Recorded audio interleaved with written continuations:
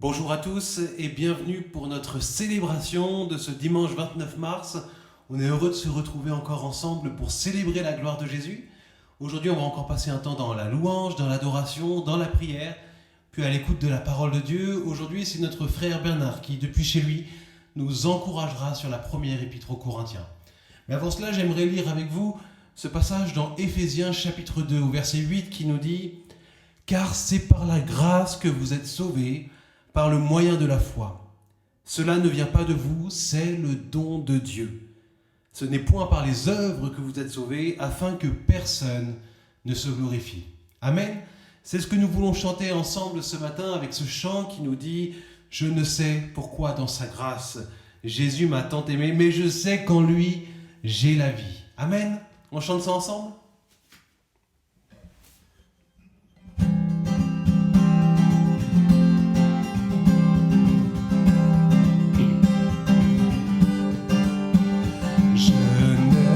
C'est pourquoi dans sa grâce, Jésus m'a tant aimé.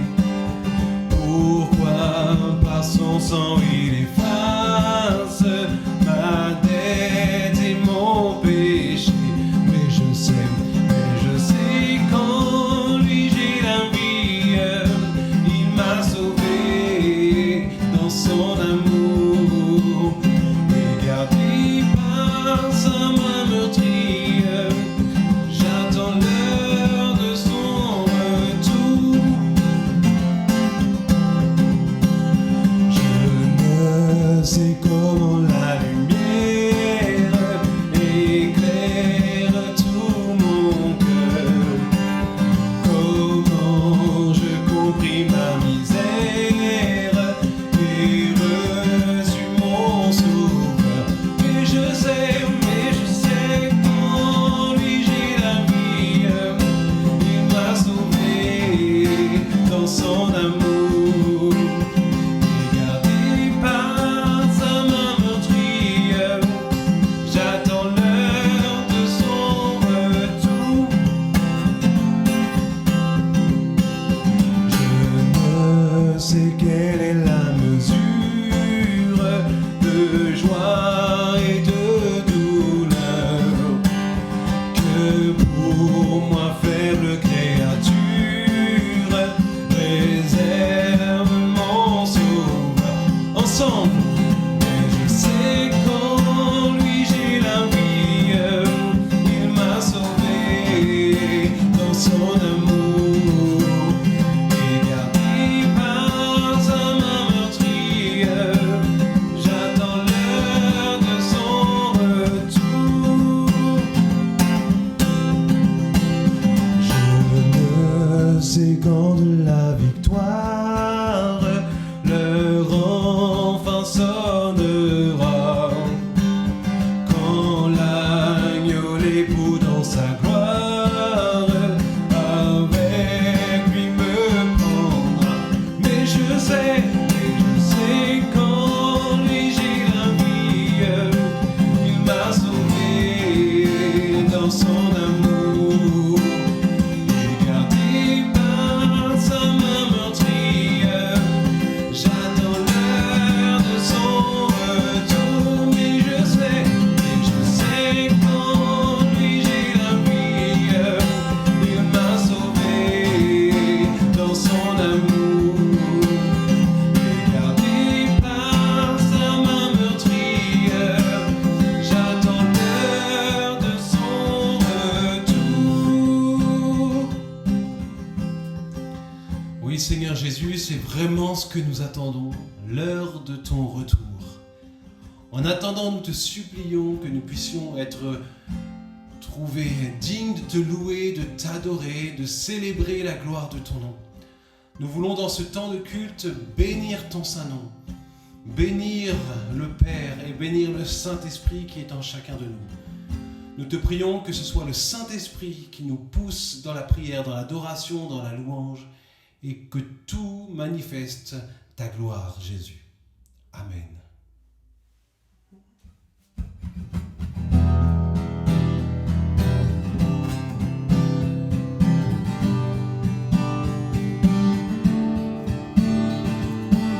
ensemble, nous allons proclamer que notre Dieu n'a pas changé, il est toujours le même. Il est celui qui accomplit encore aujourd'hui des miracles, celui qui vient nous chercher dans nos situations. Ensemble, on proclame cela. Tu transformas l'eau en vin. Tu transformas l'eau en vin. Toucha les yeux de ta main, unis comme toi. Comme toi, dans nos ténèbres, tu brilles, tu nous redonnes la vie, nous nés comme toi, comme toi. Dieu admirable, inébranlable, ton nom surpasse toute puissance. Dieu de miracle, incomparable, oh Dieu, oh Dieu.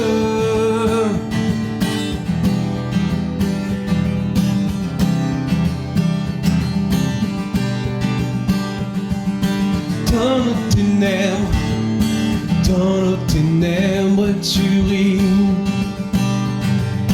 tu nous redonnes la vie, nous nés comme toi, comme toi.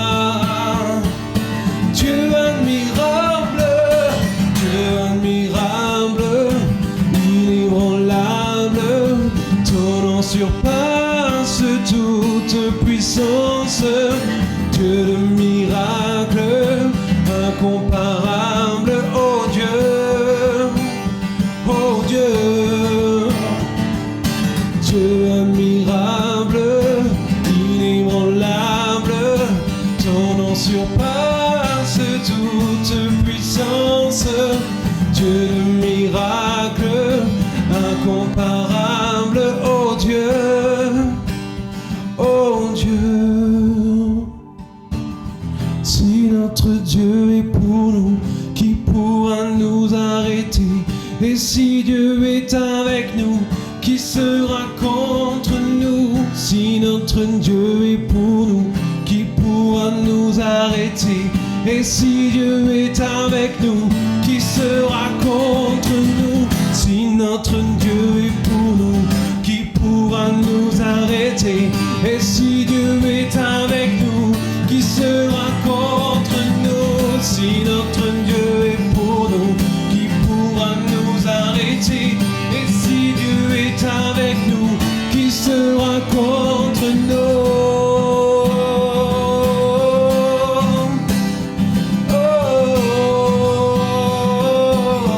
Qui sera contre nous?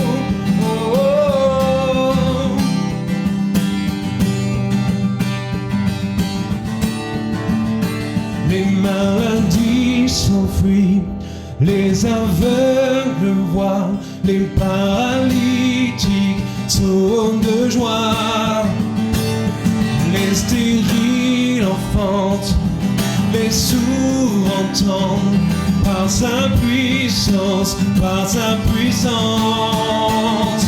Les maladies s'enfuient, les aveugles voient, les paralytiques sautent de joie,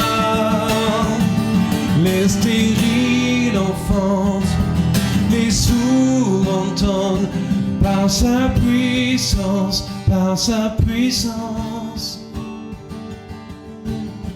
Si notre Dieu est pour nous, qui pourra nous arrêter? Et si Dieu est avec nous, qui sera contre nous? Si notre Dieu est pour nous, qui pourra nous arrêter?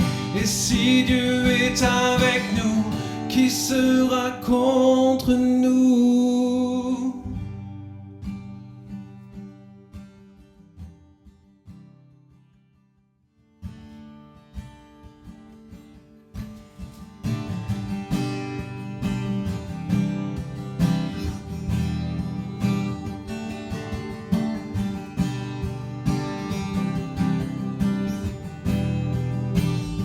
ma vie. Prends ma vie, Seigneur, prends ma vie. Que ma vie soit prière. Prends ma vie, Seigneur, prends ma vie. Que ma vie ressemble à ta vie. Que ma vie ressemble à ta vie. Prends mon âme, Seigneur, prends mon âme. Que mon âme soit prière. Prends mon âme, Seigneur, prends mon âme. Que mon âme ressemble à ton âme.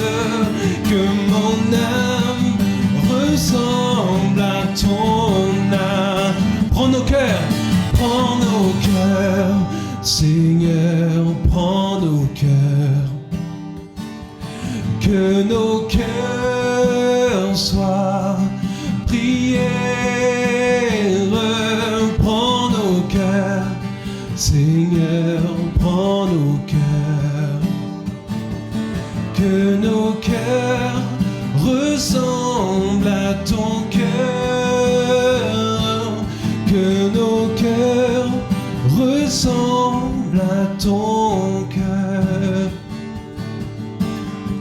Et qu'on puisse maintenant prendre d'une manière prophétique, peut-être en pensant à des personnes en particulier, dire: prends leur cœur, Seigneur, oui, prends leur cœur. Que leur cœur soit prière, que leur cœur ressemble à ton cœur. Prends leur cœur, Seigneur, prends leur cœur. Que leur cœur soit prière. Prends leur cœur, Seigneur, prends leur cœur. Que leur cœur ressemble à ton cœur. Que leur cœur ressemble à ton cœur.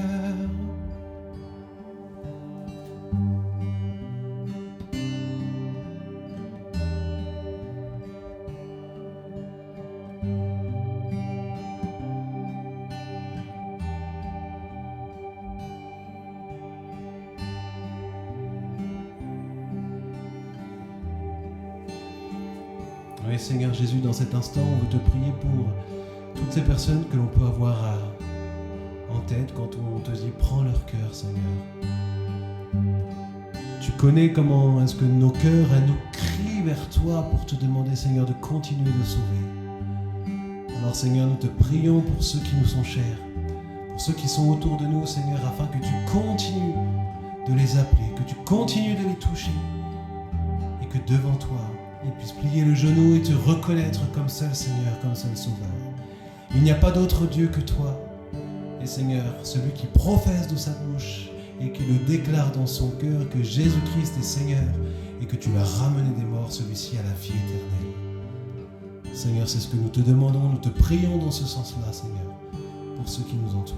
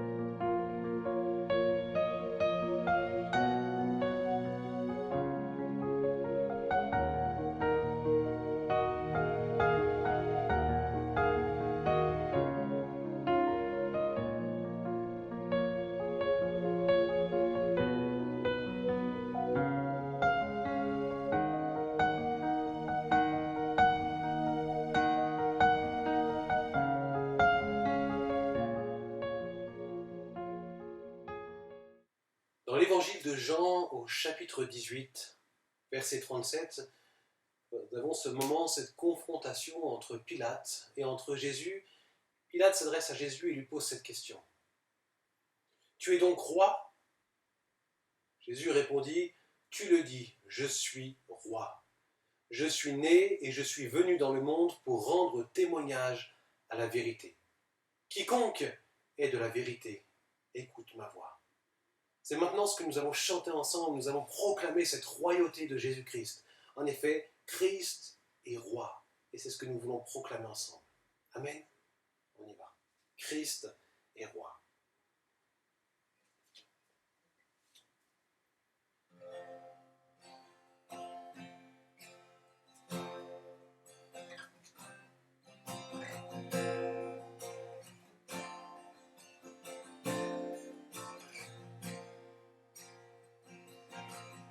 Dans son âme, mon Dieu le Père envoya son Fils Jésus pour accorder la lumière à tous ceux qui sont perdus. Il descendit sur la terre, mais les hommes l'ont rejeté. Ils l'ont cloué au calvaire, mais Christ est ressuscité. Christ est roi, Christ est roi, Christ est roi, des rois, Christ est roi, Christ est roi, Christ est roi, des rois. Les croyants de tous les âges portent ton nom sur leur cœur. Dans l'épreuve, ils gardent courage, car leur Dieu est un sauveur. Ils vont par toute la terre annoncer le Fils béni, fiers de porter leur bannière sur laquelle il est écrit. Ensemble, Christ est roi, Christ est roi, Christ est roi, des rois, oh, oui, Christ est roi, Christ est roi, Christ est roi, des rois. Un jour les chrétiens du monde seront rassemblés par lui.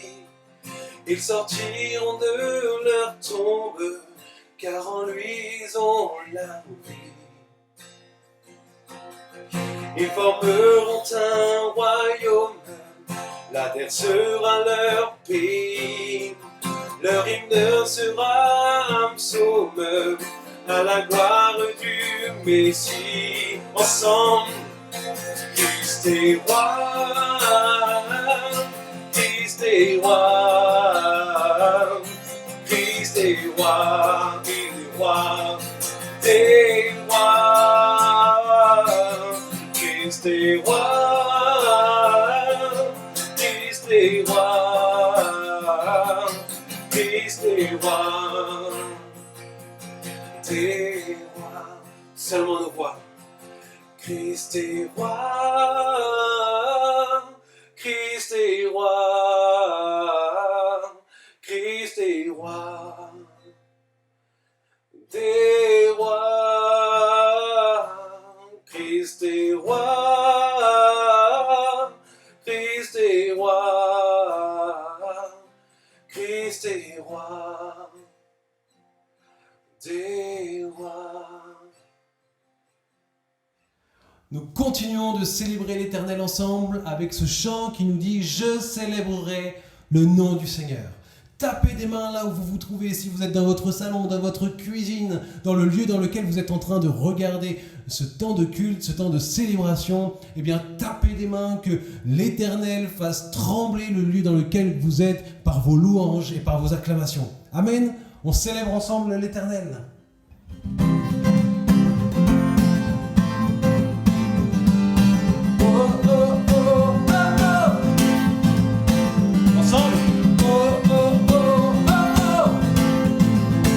Une dernière fois.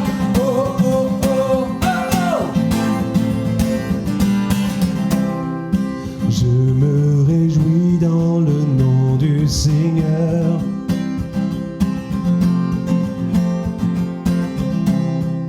Je me confie dans le nom du Seigneur.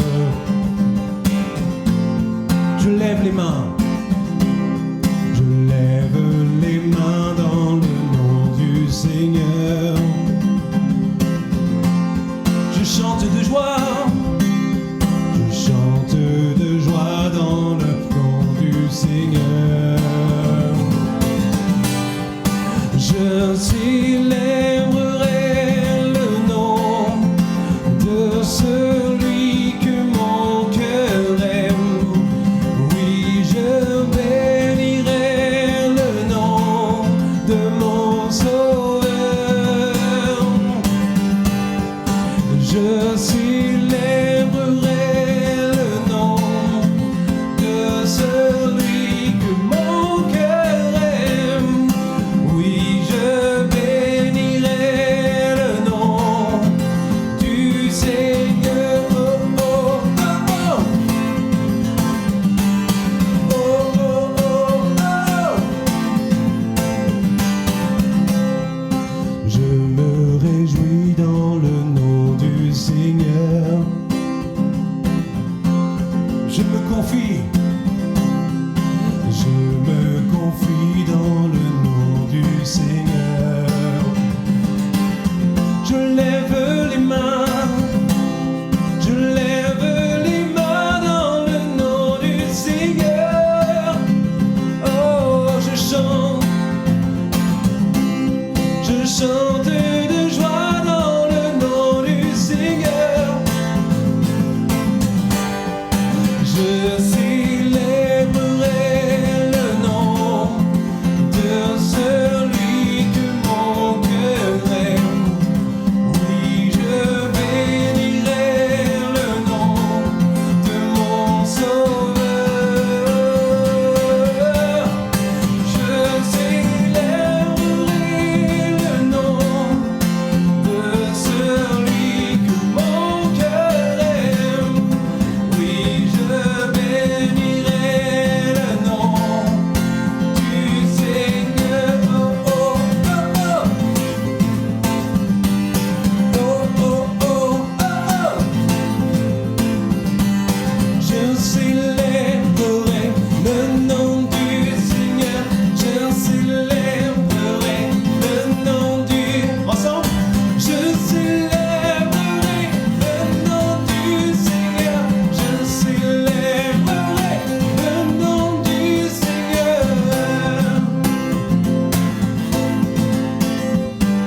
Je célébrerai le nom du Seigneur. Je célébrerai le nom du Seigneur. Que le Seigneur soit béni, que le Seigneur soit glorifié. Amen.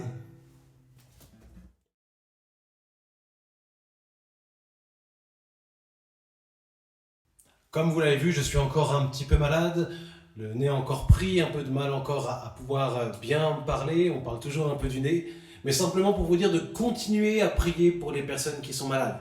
Les personnes à la fois dans notre assemblée, que vous connaissez peut-être, pas forcément avec le coronavirus, mais il y a toutes sortes de choses. Merci de continuer de prier pour les personnes, à la fois celles qui sont isolées, les personnes qui sont malades, les personnes que vous savez fragiles, et voilà, que nous puissions les porter, intercéder pour toutes ces personnes. Nous avons besoin de continuer de prier les uns pour les autres et continuons cette vague aussi de prise de nouvelles les unes des autres. Je suis très encouragé parce que j'entends ici et là que vous vous appelez, que l'on s'appelle mutuellement pour prendre des nouvelles, pour s'encourager sur la parole de Dieu. Alors persévérons, continuons et notre fraternité, notre communion fraternelle ne fera que grandir. Mardi, nous avons une réunion du conseil qui se déroulera encore sur Internet. Elle sera à 18h30. Merci de prier pour nous. Nous avons besoin de la sagesse de Dieu encore pour prendre les bonnes décisions, pour savoir comment vous accompagner, comment continuer d'accomplir l'œuvre que Dieu nous a confiée dans ce temps. Donc, merci de prier pour le conseil. Mardi soir, à la suite du conseil, justement à 20 heures, nous débuterons une nouvelle session d'études bibliques. Et pour cette étude biblique, nous ne ferons plus du thématique comme nous l'avons fait jusqu'à présent avec des thèmes de théologie systématique, mais là nous allons nous attarder à l'étude d'un livre du début jusqu'à la fin, l'Épître aux Galates. Donc c'est ce mardi soir, ça sera sur internet encore, vous pourrez rejoindre par téléphone aussi, et nous commencerons cette étude de l'Épître de Galates écrite par l'apôtre Paul. Je vous y attends, nous allons nous nourrir encore de la parole de Dieu. Et vendredi soir, pour continuer dans cet élan de prière et d'intercession, à 20 heures, comme cette semaine, eh bien, nous allons avoir un temps sur Internet où nous allons pouvoir prier les uns pour les autres. Je finis avec cette annonce pour vous dire que même si en ce moment nous ne pouvons pas nous voir physiquement, eh bien n'hésitez pas à prendre un rendez-vous avec moi ou un autre responsable de l'église par internet, par téléphone, si vous avez besoin d'être accompagné, d'être soutenu, de prières particulières, peut-être même de questions liées à vos lectures bibliques. Voilà, n'hésitez pas à prendre des rendez-vous. Nous ferons en sorte d'honorer ces rendez-vous de la meilleure manière possible.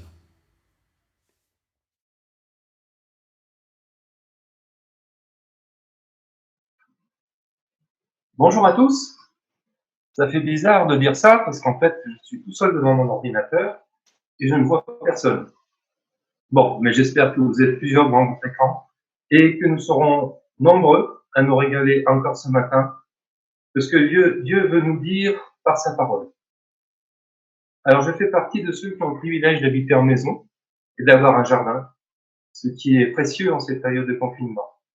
Du coup, ce matin, je vous accueille dans ma véranda. Derrière vous, vous pouvez voir un cèdre pleureur. Alors je vous le montre parce qu'il paraît que c'est plutôt rare. Voilà, bienvenue à la maison. J'espère que vous allez bien et que vous gardez le moral. Aujourd'hui, nous allons réfléchir à une question qui va sûrement vous surprendre et même vous choquer. Nous allons nous demander si nous avons vraiment besoin d'un pasteur. Bizarre, non? Pourtant, cette question a été posée parmi nous. C'était lors d'une assemblée générale, comme celle que nous aurions dû avoir cet après-midi. Il y a maintenant plus d'une dizaine d'années, c'était entre le départ de Peter et l'arrivée de Timothée. Alors que nous étions préoccupés par nos finances, la question a été posée, avons-nous vraiment besoin d'un pasteur? Nous allons donc voir quelle est l'importance du pasteur, quel est son rôle, quelles sont ses préoccupations, ses motivations.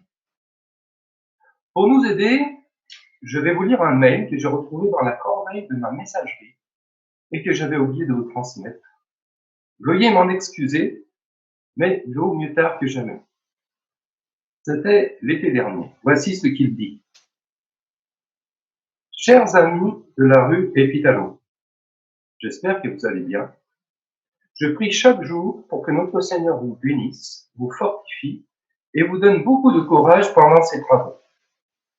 Je rends à mon Dieu de continuelles actions de grâce à votre sujet à cause de vos mérites dus à votre engagement dans l'Église.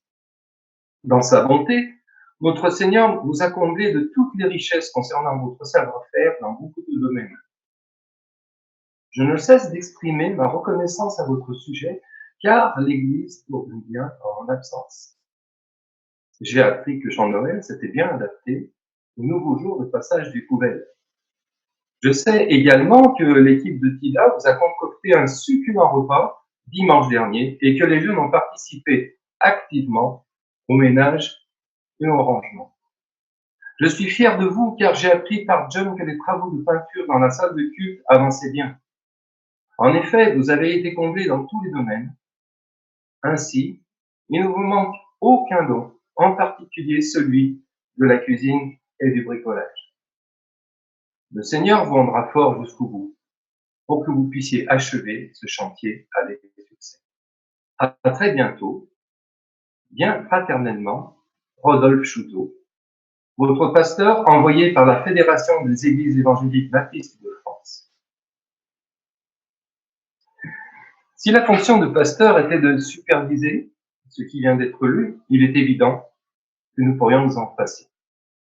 En effet, le conseil, les différents responsables de service suffisent pour assumer cette tâche. Mais, vous l'aurez compris, ce mail n'est qu'une fiction. Il n'a jamais été écrit et encore moins envoyé. Je vous propose maintenant de réfléchir à ce qu'il aurait pu être. Est-ce qu'il aurait pu être? Pour le savoir, nous allons maintenant lire ce message, plus exactement cette lettre. Il suffira simplement de changer les noms de Paul par celui de Roger, Michel, Peter, Timothée ou Rodolphe, et de remplacer le mot Corinthe par Saint-Étienne, de lire Dieu à la place de fédération. Lisons. Paul, appelé à être apôtre de Jésus-Christ par la volonté de Dieu, et le frère Sosthène, à l'Église de Dieu qui est à Corinthe, à ceux qui ont été sanctifiés en Jésus-Christ, appelés à être saints, et à tous ceux qui invoquent en quelque lieu que ce soit le nom de notre Seigneur Jésus-Christ, leur Seigneur et le nôtre.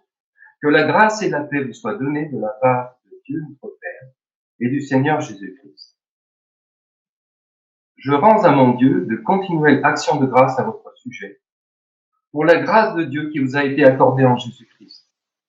Car en lui, vous avez été comblés de toutes les richesses qui concernent la parole et la connaissance, le témoignage de Christ ayant été solidement établi parmi vous, de sorte qu'il ne vous manque aucun don dans l'attente où vous êtes de la manifestation de notre Seigneur Jésus-Christ. Il vous affermira aussi jusqu'à la fin, pour que vous soyez irréprochables au jour de notre Seigneur Jésus-Christ. Dieu est fidèle, lui qui vous a appelés à la communion de son Fils, Jésus-Christ notre Seigneur. Bon, c'est quand même mieux, non? En tout cas, personnellement, je préfère cette version. Aujourd'hui débute une nouvelle série sur la première lettre aux Corinthiens. L'apôtre Paul l'a écrite pendant son 3e voyage missionnaire lors de son séjour à Éphèse en 55, soit 4 ou 5 ans après avoir lui-même fondé l'église de Corinthe. Nous venons de lire les 9 premiers versets de cette lettre. Avant de commencer notre étude, voyons un peu le contexte. Aujourd'hui, la ville de Corinthe est une petite bourgade insignifiante.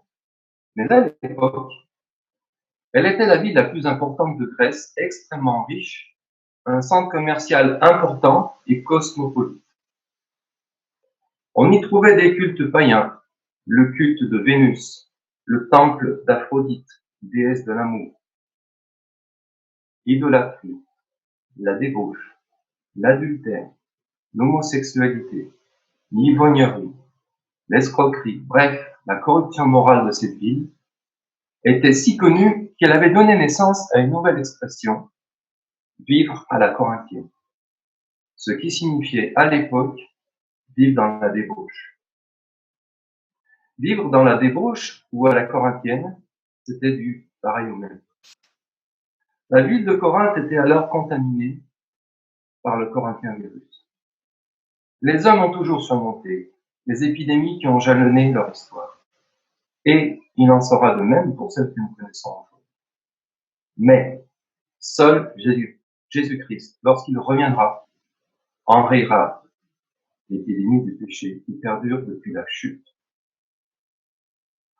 En attendant, les chrétiens ont un antidote, à savoir leur foi, leur prière, leur relation personnelle avec Dieu, leur obéissance à leur Seigneur et la lecture de sa parole. Les chrétiens de Corinthe étaient donc en principe vaccinés. Pourtant, l'esprit du monde qui régnait dans la ville avait pénétré dans l'assemblée. Des symptômes inquiétants apparaissaient dans la merveilleuse église de Corinthe qui était en train de faire faillite. Comme ça peut arriver n'importe où et n'importe quand, même chez nous en 2020, les chrétiens de Corinthe avaient beaucoup de mal à se retenir de copier la société impie au sein de laquelle ils vivaient. En fait, Il voulait les bénédictions de la vie nouvelle tout en gardant les plaisirs de l'ancienne. Il voulait le beurre et l'argent du beurre. L'effet du vaccin était-il en train de diminuer? Alors, sans plus attendre, Paul vient faire ici une piqûre de rappel par cette lettre. Cette épître se divise en deux grandes sections. Dans les chapitres 1 à 6, Paul exhorte ses frères par rapport aux difficultés dont il a eu connaissance. Division, rivalité, infidélité à la volonté de Dieu, inceste, procès entre frères, fréquentation des prostituées. Puis, du chapitre 7 à 14, Paul réagit aux problèmes soulevés par les chrétiens de Corinthe, et eux-mêmes dans une lettre qu'ils lui ont envoyée. Il répond à leurs questions et les enseigne sur le mariage, le célibat, les dons spirituels, la résurrection, etc. Mais revenons à notre passage. Est-ce bien l'introduction de cette lettre que nous venons de lire? Après tout ce que Paul vient d'apprendre, comment peut-il être dans la joie et la reconnaissance? Y a-t-il une erreur? Ou alors, il pourrait que Paul fasse comme l'autruche qui met la tête dans le sable. Serait-il en avance sur le psychologue français Émile Coué, qui, à la fin du XIXe siècle, inventa la méthode du même nom? Cette méthode, vous le savez, consiste à se persuader que tout va bien par l'autosuggestion ou l'auto-hypnose. Ou bien, il reste une dernière hypothèse. Paul serait-il sincère? Contre toute attente, nous allons voir que c'est le cas, et nous allons aussi et surtout voir pourquoi. Pour cela, nous examinerons 5 points que nous trouvons dans ce passage. Mais avant cela, nous allons nous intéresser à l'expéditeur et au destinataire de cette lettre. Aujourd'hui, si on veut savoir qui nous écrit, on est obligé d'aller à la fin de la lettre, avant de la lire, pour voir la signature. Ici, selon l'usage de l'époque, Paul commence par la signature. Le plus important n'est-il pas en effet de savoir qui nous écrit et surtout à quel titre? Paul précise tout de suite sa position, appelé à être apôtre de Jésus-Christ par la volonté de Dieu. Waouh, ça en jette. Paul aurait-il pris la grosse tête? Serait-il orgueilleux? Voudrait-il nous en mettre plein la vue? Certainement pas. Il dira lui-même qu'il est le moindre des apôtres, qui n'est pas digne d'être appelé apôtre, au chapitre 15, verset 9 de cette même lettre. Non. Ce rappel est nécessaire pour confirmer sa légitimité.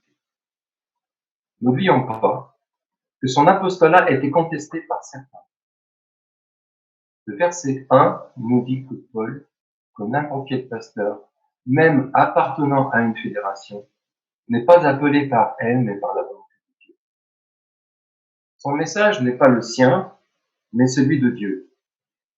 Sa légitimité lui donne le droit et l'autorité pour traiter les nombreux sujets essentiels et graves dans les 15 chapitres qui vont suivre. Il y a quelques années, j'ai eu le privilège d'être invité à une conférence sur le réchauffement climatique donnée par Hubert Reeves. Peut-être que si la même conférence avait été donnée par quelqu'un d'autre, je ne me serais pas déplacé. J'y suis allé à cause de la légitimité de cet astrophysicien hors pair, le spécialiste de référence sur le sujet.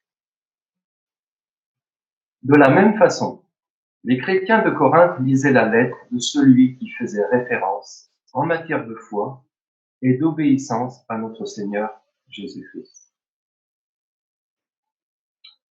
Je voudrais maintenant attirer notre attention sur les destinataires de cette lettre. On voit au verset 2 qu'elle n'est pas adressée à l'église de Corinthe, mais à l'église de Dieu qui est à Corinthe. Non seulement ce n'est pas pareil, mais ça change toute la portée de cette lettre. On voit, en effet, que Paul écrit à tous ceux qui invoquent le nom de notre Seigneur Jésus-Christ, c'est-à-dire tous les chrétiens, y compris nous qui sommes devant nos écrans ce matin, que nous soyons catholiques, protestants ou orthodoxes. Nous voyons aussi que Paul écrit à tous les chrétiens en quelque lieu que ce soit, y compris Saint-Étienne. Mes frères et sœurs, cette lettre nous est destinée à nous aussi, qui invoquons le nom de notre Seigneur Jésus-Christ. Notre Seigneur est le leur Seigneur est le nôtre. C'est important de le noter, surtout avec ce qui va suivre. Voici en effet notre premier point, la sainteté. Personnellement, c'est ce premier point qui m'a le plus touché. Regardons encore ce verset de plus près. Nous voyons que les chrétiens, ceux qui invoquent le nom de Jésus, sont du même coup appelés à être saints, car ils ont été sanctifiés en Jésus-Christ. Mes frères et sœurs, ce matin, j'ai une bonne nouvelle pour vous. Vous êtes saints, je suis saint, nous sommes saints. Ce n'est pas moi qui le dis, mais la Bible. Et ce texte n'est pas le seul à l'affirmer. Mais attention, n'allez pas dire ça n'importe où et à n'importe qui. Vous risquerez de passer pour des illuminés. En effet, à ce que je sache, aucun de vous n'a encore été canonisé. En tout cas, même si je ne vous vois pas, je ne pense pas qu'il y ait la moindre auréole sur vos têtes. Sinon, téléphonez-moi cet après-midi. Mais alors, qu'est-ce qu'un saint? Ce mot vient du grec agios, qui veut dire quelqu'un mis à part, séparé du péché qui l'entoure. Mis à part ne veut pas dire mis en quarantaine. Rappelons-nous la prière de Jésus pour ses disciples, en Jean 17, versets 15-16. Je ne te demande pas de les retirer du monde, mais de les préserver du diable. Ils n'appartiennent pas au monde que moi-même je ne lui appartiens. Les chrétiens de Corinthe étaient en contact avec leurs concitoyens, c'est-à-dire à la fois protégés et exposés aux Corinthiens virus. Pourtant, ils étaient considérés comme saints aux yeux de Dieu, malgré leurs écarts de conduite et leurs erreurs doctrinales. Hébreux 10 nous dit, nous sommes sanctifiés par l'offrande du corps de Jésus-Christ. Une fois pour toutes, c'est définitif, rien ni personne ne peut y changer quoi que ce soit. Certes, en tant que chrétiens, nous devrions tous vivre des vies sanctifiées. Et c'est ce vers quoi nous tendons. Mais ce n'est pas le genre de vie qui fait que nous sommes des saints. Le sang de Christ nous a acquis le statut de saint, comme une deuxième nationalité. Vous savez, on nous demande parfois de mettre notre carte vitale à jour, mais on devrait faire la même chose avec la carte d'identité de quelqu'un qui se convertit. En tout cas, je l'ai fait pour moi et vous encourage à le faire aussi. Voici l'ancienne version. Vous connaissez maintenant ma nationalité, mon nom, mes deux prénoms, mon sexe, ma date et mon lieu de naissance et ma taille. Quant à la photo, désolé, mais comme vous le savez, on n'a le droit ni aux lunettes, ni au sourire. Voici maintenant la mise à jour. Nous voyons apparaître une deuxième ligne avec la deuxième nationalité, saint, et la deuxième naissance, 1995. Pour le coup, j'en ai profité pour changer la photo, car notre deuxième naissance et notre statut de saint valent bien le sourire que procure la joie, la paix, la reconnaissance envers notre Sauveur. Quoi que nous fassions, nous resterons français. De même, quoi que nous fassions, nous resterons saints. Quoi qu'il arrive, nous resterons mis à part. Notre sainteté concerne à la fois le passé et le présent. Nous l'avons reçue à notre conversion et nous la conservons. C'est définitif. Je l'ai reçue en 1995, je l'ai encore en 2020, je l'aurai toujours. Vous l'avez reçue à votre conversion, vous l'avez encore en 2020 et vous l'aurez toujours. Contrairement à la conception générale, ce n'est pas notre genre de vie qui fait de nous des saints.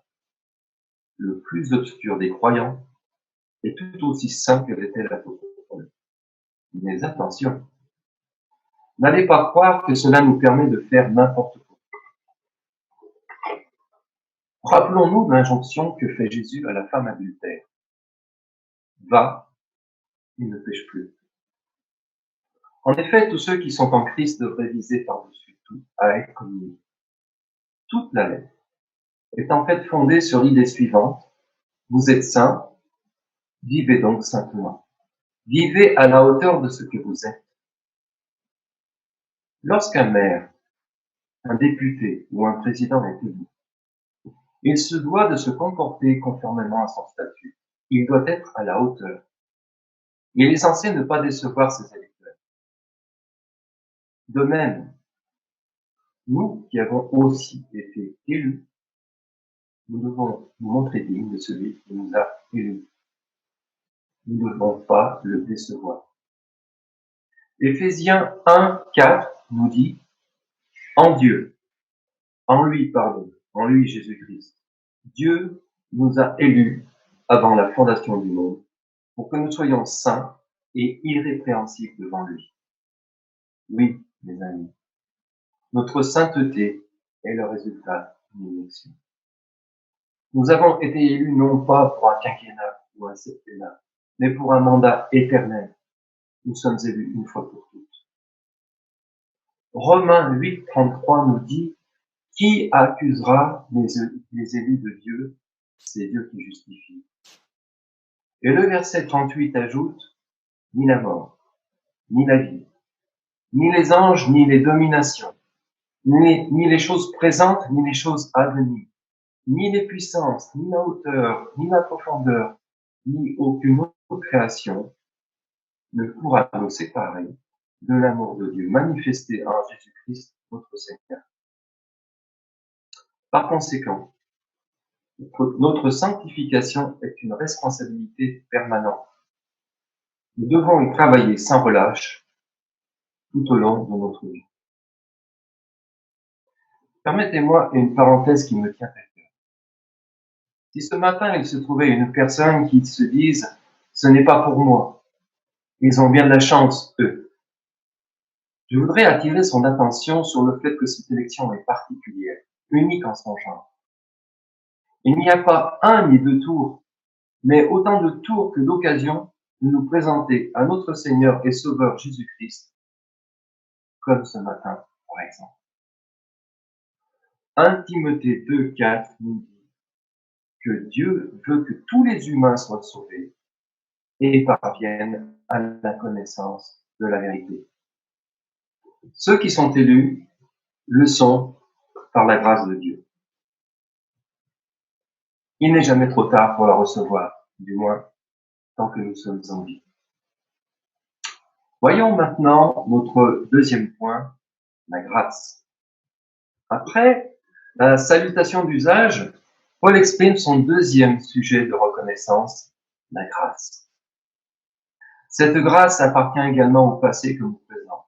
Elle nous a été accordée en Jésus-Christ et nous en sommes toujours bénéficiaires aujourd'hui et éternellement. Pour le passé, c'est aussi de notre conversion qu'il s'agit, car c'est à ce moment que nous l'avons reçue, depuis l'heure qui nous est acquise. Dieu ne prête pas sa grâce, il la donne, et il ne la reprend pas. Voici maintenant les effets de cette grâce. Elle nous rend libres. Elle nous libère tout d'abord de la culpabilité. Elle nous acquitte. Il a payé. Et par conséquent, je ne peux pas repayer une deuxième fois ce qui a été déjà payé. La grâce nous libère aussi du mérite. En effet, elle n'est pas offerte qu'aux bonnes personnes. Entre nous, nous pouvons distinguer ceux qui sont humainement meilleurs et ceux qui sont pires, mais devant Dieu, nous sommes tous pareils spirituellement, c'est-à-dire pécheurs et condamnés en regard de notre propre justice et notre propre mérite. Paul lui-même se déclare le premier des pécheurs et le moindre des saints dans 1 Timothée 1, verset 15. À cause de la grâce, nous n'avons pas non plus à mériter le salut. C'est pourquoi, de la même façon que nous sommes saints, nous pouvons affirmer que nous sommes sauvés. Et si, là aussi, nous ne voulons pas choquer ni passer pour des idiots, nous devons préciser que cela ne vient pas de nous, afin que personne ne puisse se vanter. C'est ce que nous lisons dans Éphésiens 2, 8, 9. Le troisième point découle du deuxième. Il s'agit des richesses au verset 5. À la grâce s'ajoutent les richesses qui en découlent, c'est-à-dire tout ce dont nous avons besoin, en particulier toutes celles qui concernent la parole et la connaissance. Mais pas que. La traduction Semeur rajoute « Vous avez été comblés dans tous les domaines, en particulier celui de la parole et de la connaissance. » La parole dont il est question est la vérité divine. Dieu donne à chaque croyant la capacité de parler en son nom, c'est-à-dire de sa part. En tant que croyants, nous avons le Saint-Esprit qui nous donne l'audace de parler pour le Seigneur avec assurance. Nous pouvons et devons donc témoigner. Dieu nous a donné tout l'équipement pour cela. Nous n'avons aucune excuse. La connaissance, elle, nous est donnée pour parler de lui et rendre notre témoignage efficace. Le Seigneur ne nous demande pas de témoigner de la foi du charbonnier, mais de la foi fondée sur sa parole. Et c'est notre connaissance de cette parole qui rend notre témoignage légitime et crédible. Pour ceux qui ne le savent pas, je me suis converti au contact d'un pasteur missionnaire. C'était le père d'une de mes élèves.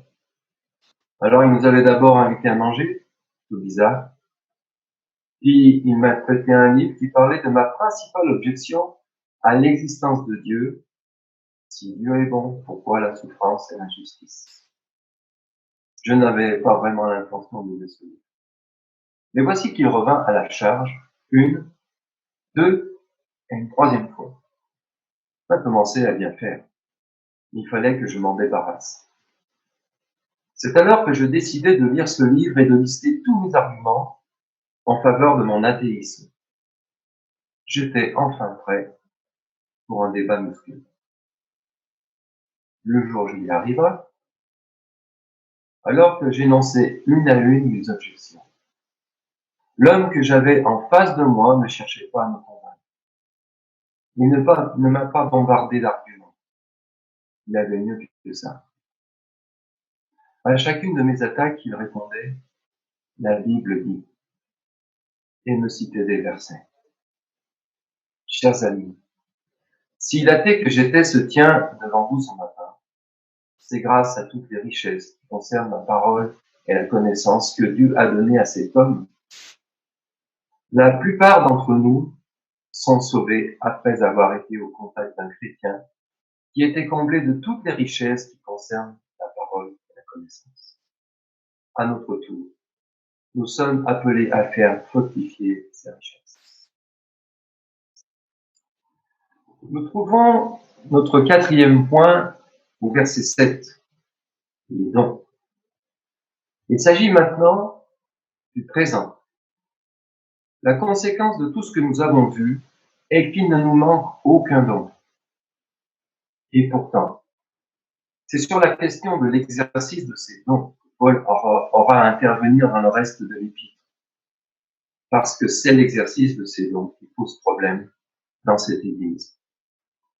Les chrétiens de Corinthe ne peuvent justifier leur mauvais comportement en prétextant un manque de ressources spirituelles. Rien ne leur manque. Ils ont un énorme potentiel de puissance et de bénédiction. Et c'est ce potentiel que Paul désire ardemment voir se développer. Hormis la maturité spirituelle et la pureté morale, rien ne manque aux croyants de Corinthe. Mais à quoi peut servir un don s'il n'est pas exploité? Après 45 ans de carrière en tant que professeur de clarinette, je peux confirmer que ce ne sont pas systématiquement les plus doués qui ont réussi. J'ai vu bien des élèves prometteurs tourner en rond, pendant que d'autres, des travailleurs persévérants, ont avancé à pas de géant. Qui ne s'est jamais émerveillé devant un ruisseau? C'est beau, c'est tout petit, mais tout est là. Nous naissons spirituellement de la même façon que nous naissons physiquement, c'est-à-dire non développés, certes, mais complets. Rien ne nous manque. Si on ne se développe pas, on s'atrophie. Non pas parce que on n'a rien reçu de Dieu, mais parce qu'on n'utilise pas tout ce qu'on possède. Voici notre cinquième et dernier point qui concerne, lui, le futur. Il s'agit d'une promesse. Dieu nous affirmera. Paul sait très bien que les promesses de Dieu sont dignes de confiance, et celles-ci n'échappent pas à la règle. Dieu nous affirmera et nous rendra irréprochables au jour de notre Seigneur Jésus-Christ. Il poursuivra jusqu'au bout l'œuvre qu'il a commencée parmi les Corinthiens et celle qu'il a commencée parmi nous. Le meilleur est encore à venir. D'ici là, nous veillons, en attendant le jour de son retour qui sera également le jour du jugement. Je ne sais pas si ça vous est déjà arrivé, mais je me suis souvent dit que puisque Dieu a accompli sa mission avec moi, il m'a amené à la repentance, à recevoir sa grâce, il m'a sauvé. Alors, pourquoi me laisse-t-il encore si loin? Parce que j'ai encore du travail à faire sur cette terre. Nous avons encore de quoi faire. On n'attend pas le retour du Christ comme on attend un bus à un arrêt. C'est une attente où l'on s'active, en veillant et en espérant. Le jour du Seigneur sera un jour où il sera rendu justice. Ce jour, nous l'anticipons pour 5 raisons. Premièrement, depuis sa première venue, Jésus est rejeté. Ça fait maintenant plus de 2000 ans que le monde lui tourne le dos. Mais à son retour, il recevra enfin la couronne qu'il mérite. Satan recevra aussi ce qu'il mérite. Et pour lui, ce sera le châtiment. Les martyrs recevront la vengeance qu'ils méritent, mais il n'appartient qu'à Dieu seul. Ceux qui rejettent Christ recevront le jugement qu'ils méritent. Seuls les croyants recevront ce qu'ils n'auront pas mérité, le pardon, la rédemption et la vie éternelle. Nous arrivons au dernier verset de notre passage qui reprend le premier. Paul répète que les chrétiens sont appelés à la communion du Fils de Dieu. C'est cet appel, cette promesse de Dieu qui réjouit Paul et le remplit de reconnaissance. Si Paul comptait sur la volonté des chrétiens de Corinthe, son espérance serait bien vaine. C'est ce que Dieu a donné à ses frères et sœurs qui réjouit Paul, et non pas ce qu'ils en feront ou n'en feront pas. Ainsi donc, ces 9 premiers versets contrebalancent tout le reste de l'épître, car ce qui prime pour Paul, c'est sa reconnaissance envers Dieu pour son œuvre en faveur de l'Église de Corinthe. Car, malgré tout, la vérité du Christ y est fermement établie. Revenons maintenant à notre question du début. Quelles sont les préoccupations du pasteur? Qu'est-ce qui l'intéresse et le motive? C'est ce que nous avons reçu de Dieu. En particulier les 5 points que nous avons relevés dans ce passage. Quel est son rôle? Comme Paul, le rôle du pasteur est de nous enseigner ces choses, de nous les rappeler nous exhorter, nous encourager, nous réapproprier ces trésors. La seule différence est que Paul écrit une grande partie du Nouveau Testament alors que le pasteur l'étudie. Que nous verrons dans les chapitres et les semaines qui viennent, notre pasteur nous enseigne ces réalités. Nous sommes au bénéfice de ces enseignements dans les prédications, les études bibliques, les entretiens individuels et tout ce qui met à notre service pour booster notre foi. Notre passage nous montre donc que la question du début ne se pose pas. Oui, nous avons vraiment besoin de notre pasteur. Notre conclusion sera une prière de reconnaissance adressée à Dieu. Premièrement, pour tout ce qu'il nous a donné, en particulier nos 5 points. Deuxièmement, pour notre pasteur et ceux qui l'ont précédé. Je vous propose de commencer, puis sentez-vous libre après moi, chez vous, dans votre salon, d'élever vos cœurs et vos voix pour exprimer aussi votre reconnaissance. Prions. Père Céleste, ce matin encore, nous voulons te remercier pour ta parole et pour ce passage qui nous rappelle combien tu es bon. Seigneur, nous voulons te dire notre reconnaissance pour la sainteté, la grâce, les richesses et les dons dont tu nous as comblés. Merci aussi pour tes promesses qui sont dignes de confiance et sur lesquelles nous pouvons compter. Merci parce que tu nous affermiras jusqu'au bout, afin que nous soyons irréprochables au jour de ton retour. Merci Seigneur pour les pasteurs qui se sont formés, qui ont étudié ta parole en institut biblique ou en faculté de théologie. Merci pour ceux que tu as appelés ici même et qui ont pris soin de l'église de Dieu qui est à Saint-Étienne, rue Pointe-Cadet, puis rue Épitalon. Nous te sommes infiniment reconnaissants pour Roger, Michel, Peter, Timothée et Rodolphe. Merci pour ces bergers qui nous ont exhortés, enseignés et qui ont veillé sur notre santé spirituelle. Nous voulons te prier pour ceux qui sont encore sur cette terre afin que d'autres soient au bénéfice de leur appel, comme nous l'avons écrit. Nous te louons pour Rodolphe. Nous te le remettons, lui et sa famille. Merci pour son cœur de berger. Continue de le bénir dans sa santé, dans son ministère. Encourage-le, fortifie-le. Continue à faire fructifier les dons que tu lui as accordés. Aide-nous à l'entourer et à notre tour prendre soin de lui. Sois glorifié à travers lui et les responsabilités que tu lui as confiées. Au nom de ton Fils, notre Seigneur et Sauveur, Jésus-Christ. Amen.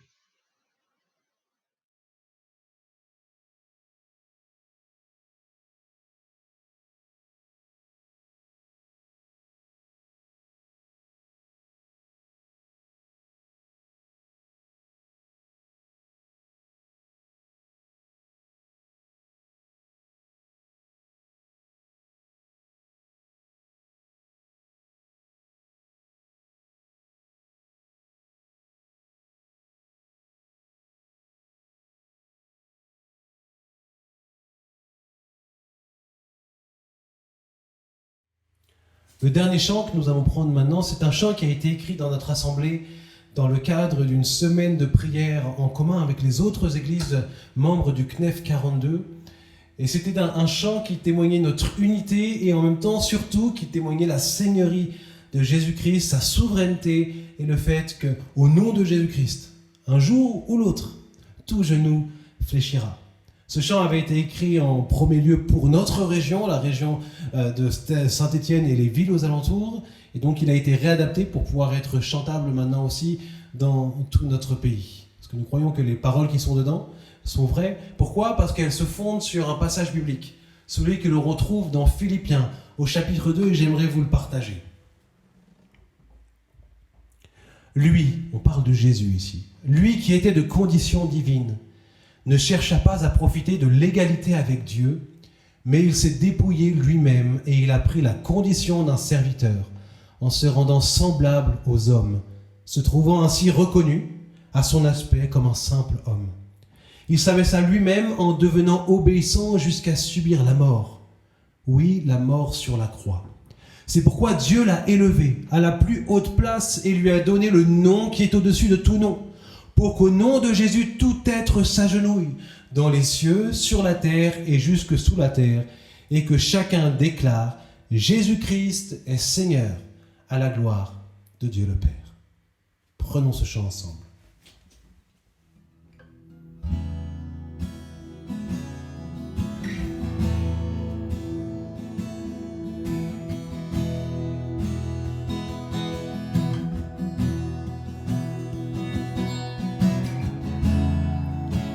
Nous lèverons comme un seul homme, comme une seule église.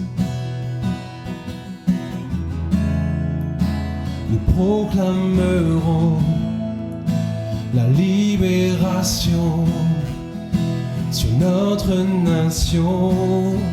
On reprend ça ensemble. Nous lèverons comme un seul homme, comme une seule église.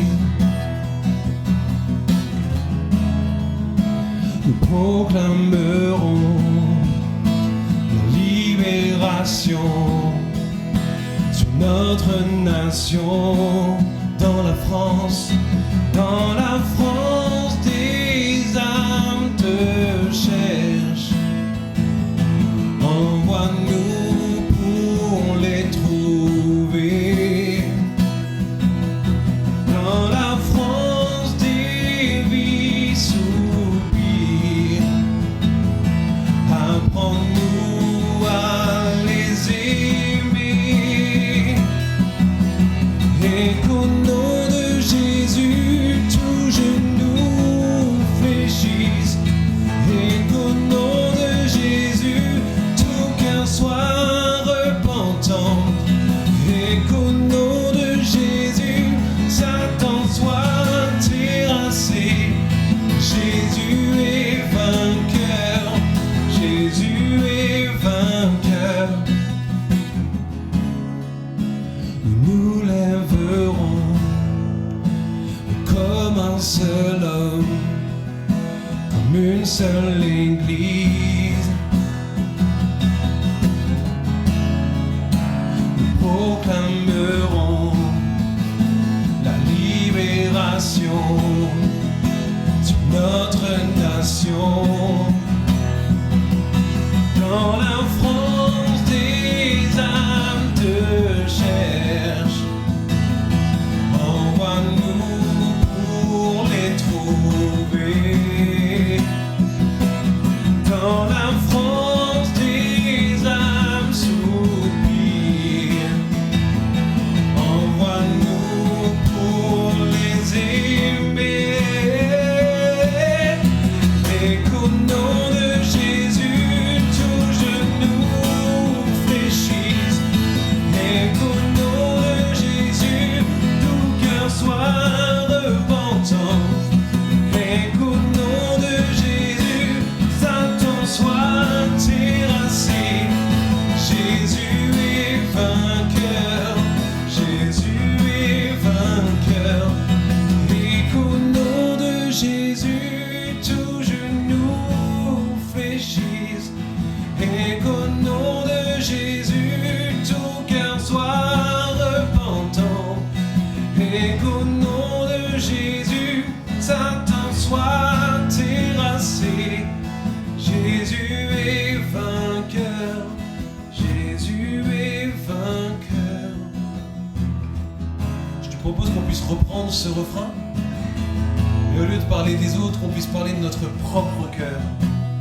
Que l'on puisse dire qu'en effet, au nom de Jésus, mon cœur soit repentant.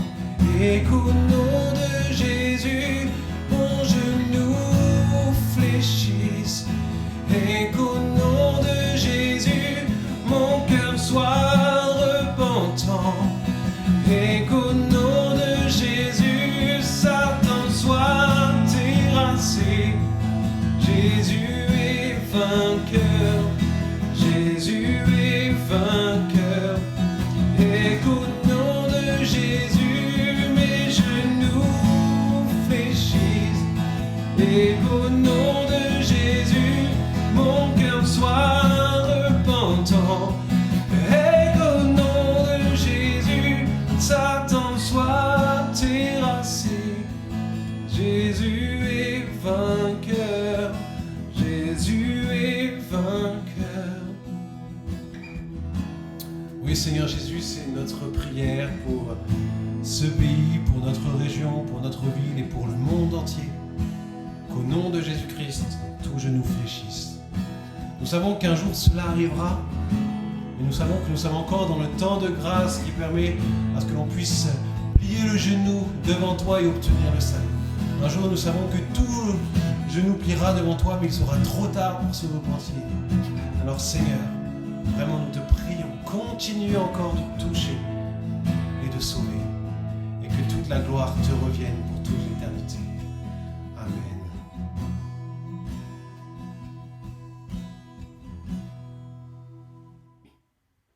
Voilà, nous arrivons à la fin de notre célébration, à la fin de notre culte. C'était encore un moment ensemble, dans la présence de Dieu. On se retrouve bien sûr la semaine prochaine pour continuer de célébrer la gloire de Jésus-Christ ensemble. En description, vous avez un email si vous avez besoin que l'on prie pour vous. N'hésitez pas à envoyer un sujet de prière. Notre Église se fera une joie de prier et d'intercéder pour vous. Et pour les enfants, il y aura aussi un deuxième lien dans cette description pour une étude, une vidéo particulière qui parlera de Jésus face à la tempête, et vous verrez que vos enfants seront encouragés par ce qu'ils entendront, par ce qu'ils vivront. Vraiment, c'est une ressource bénie que l'on utilise ici. Alors, bénissez vos enfants en travaillant, en leur montrant, et surtout, regardez avec eux et partagez avec eux ce temps de célébration. Que le Seigneur bénisse votre semaine, que le Seigneur vous encourage dans la lecture de la parole de Dieu, et que Jésus-Christ soit au centre de vos louanges. Que toute la gloire lui revienne, à lui, mais aussi au Père et au Saint-Esprit qui est en nous.